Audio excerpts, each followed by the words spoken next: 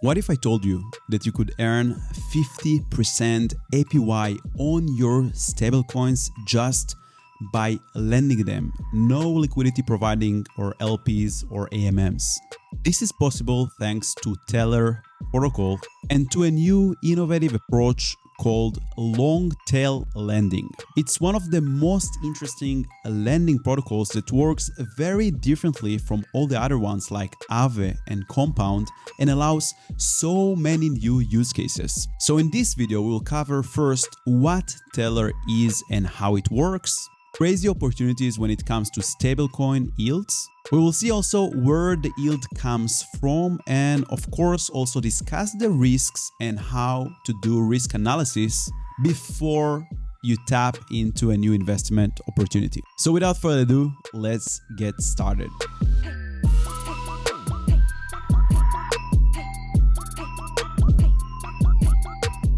So before we dive into the opportunities, we want first to understand what is Tether.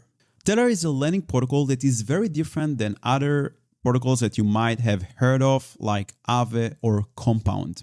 They invented a new method called long-tail liquidity or long-tail lending, and it's also called time-based loans, which means that when you take a loan, you have a certain amount of time where you have to pay back the loan.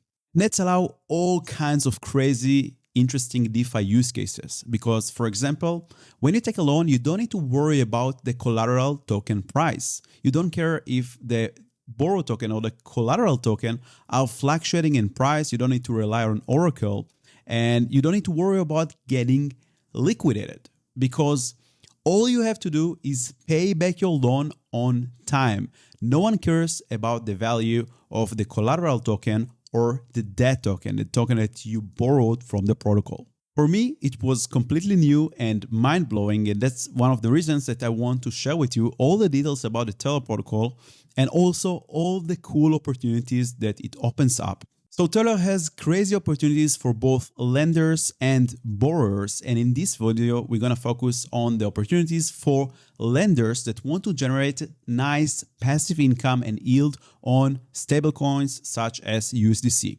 So now we are on the Tether app, and as you can see, we have three main tabs: borrow, earn, and rewards. We're gonna focus on the rewards, and this is the new feature from Tether, this pools over here, and now we are looking at USDC pools. It's very important to understand that these pools are not attached to each other, or in other words, they are isolated pools. Unlike Aave, where pools are sharing the risk with each other, if one pool goes underwater or insolvent, the other pools might be affected.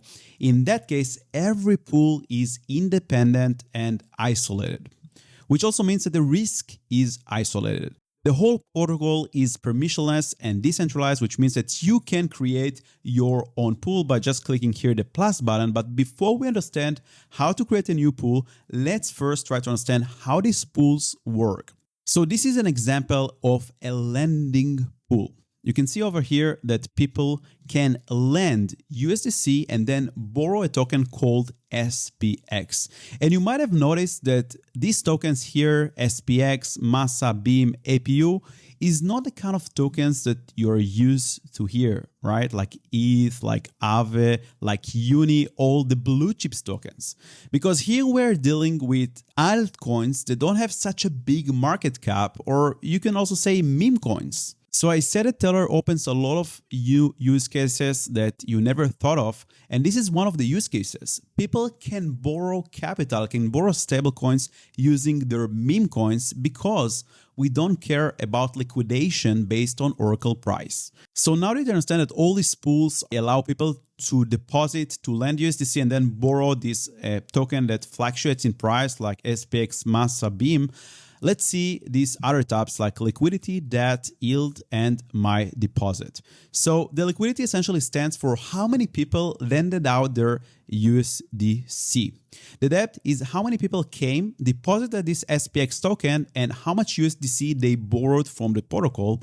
The yield is the average yield, the average APY that currently you can make by lending your USDC.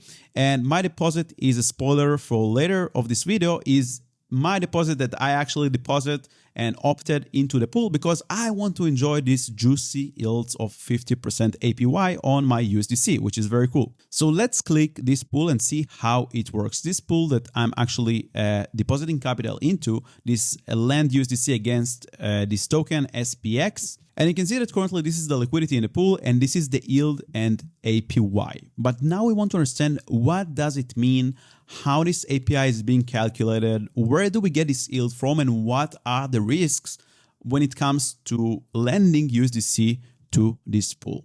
Let's start with the yield. So this APY here is real yield at this point of time based on the liquidity and the amount of USDC that was borrowed from this pool using the collateral token of the SPX. You can see here some chart like how much liquidity is being deposited in terms of USDC, how much debt is being taken or how much money, how much USDC people are borrowing from the pool, and the chart of this token compared to USDC to take a look at the volatility of this token, which also connected to the risk when it comes to depositing money into this pool. But this is something that I will expand later on. But this is something that I will talk more about a bit later. You can see all the loan history, and this pool is quite active. You can see that almost every single day, people are taking loans of USDC by depositing SPX token as collateral. And remember that I said it's a fixed time loan. That's exactly what it means, because if you click here and open the pool metrics and scroll down a bit, you can see that the duration per loan is 30 days. It essentially means that when people deposit SPX and borrow USDC, they have 30 days to return this USDC to the protocol plus the interest that they have to pay. So they're taking a loan for 30 days and they need to pay an interest. How much interest they need to pay? Currently, it stands on 63% APR. But since they take a loan only for a month, so you can do 63 divided by 12, and eventually it's 5.25% interest. So they take the money for 1 month, and at the end of this period, they need to pay around 5% more. Now, this APR ranges between 42 to 69%. You can define it at the moment when you create the pool, and it fluctuates based on the collateral and the utilization of the pool, how much liquidity is inside the pool and how much people borrowed from the pool. The more people borrow, the more there is demand for this pool. Obviously, this APR will be higher and borrowers will have to pay higher interests. The lower it's utilized, then they will have to pay lower interest rates. So as you can understand here, this APY is based on all these people that are borrowing money and liquidity from this pool, and they're paying this 5% monthly interest that goes to the lenders that provide USDC to this pool.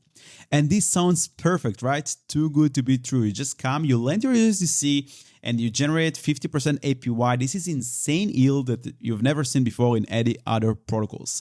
But there are some risks and we want to understand them. And before we hop into these pools, we need to understand the risk very carefully. As you can see, I explored the protocol today and I deposited $800 to enjoy this juicy 50% APY yield. But I want to tell you first what is the risk assessment process that I did before depositing this capital. Let's try to break down the risks. So we have this SPX token where people can come, deposit their collateral, and then take USDC from the pool for 1 month. At the end of this period, they need to pay back this USDC plus approximately 5%.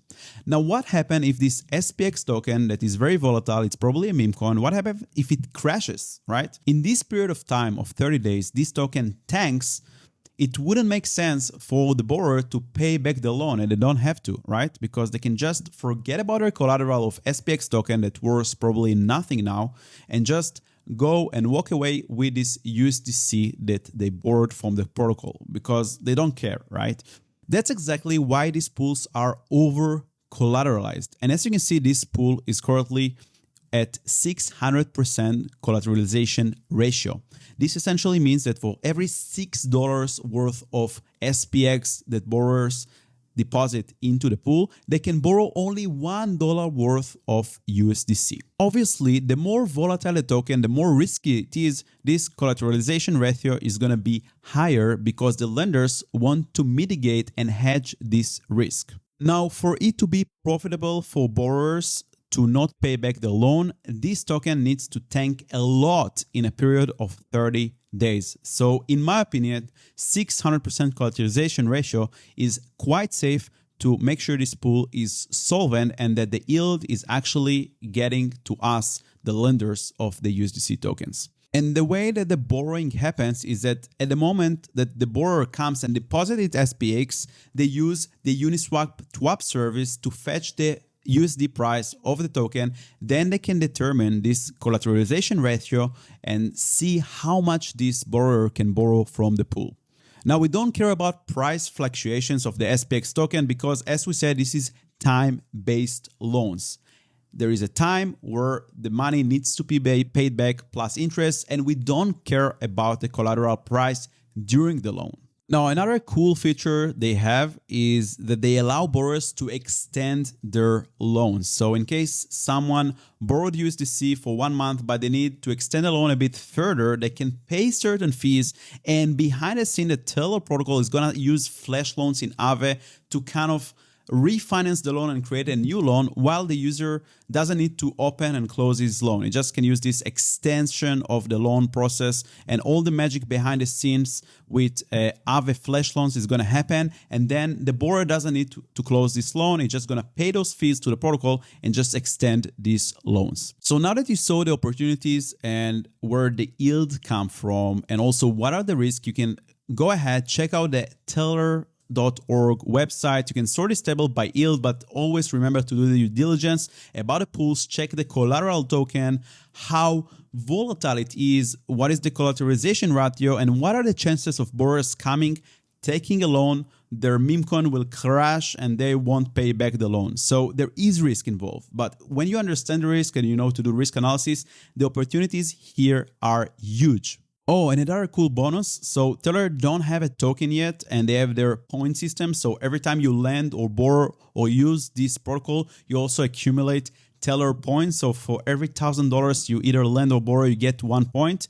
I didn't reach this threshold yet. I might consider deploying more capital into my lending pools, and maybe I will enjoy some Teller points that one day might become an airdrop, which essentially increases my yield on my stablecoins. Teller is currently deployed on 4 chains. Most of the liquidity, to be honest, is on Ethereum. I just made some transactions on Ethereum. By the way, the gas prices now are very, very low. So it's a good time to come interact with the protocol in Ethereum and enjoy these juicy yields. Currently, my APY on USDC stands on 63%. Of course, it might fluctuate, and I'm just exploring. I might deploy some more capital later in the future. None of this is a financial advice. I'm not a financial advisor. I'm just a DeFi degen that's exploring different opportunities, different protocols, and just sharing the knowledge and educate you here on this channel. Now, this is just the tip of the iceberg. We just covered the lending side, how you can enjoy yields on stablecoins, but there are so many interesting use cases when it comes to borrowing and using like meme coins as collateral token, and very interesting DeFi strategies like delta neutral strategies and so on. So you can expect more videos that will come up in the future about Teller. So subscribe to the channel and turn on the notification button. If you have any questions about Teller, about the protocol, about the opportunities, risk, whatsoever, how it works, just drop them in the comments below. I hope you enjoyed this one, and I will see you in the next guide. Bye-bye.